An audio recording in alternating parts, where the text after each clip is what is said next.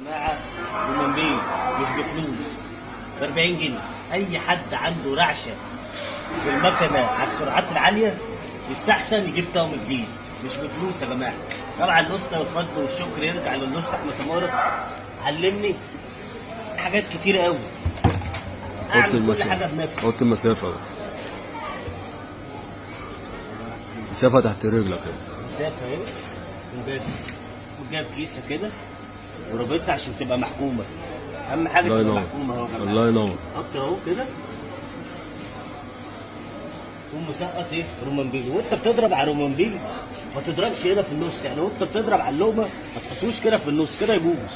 حط على الحواف اهو يا جماعه، بيسقط كده اهو. تمسك هو على الحواف اهو يا جماعه، تديله الله ينور يا صاحبي. حبيبي.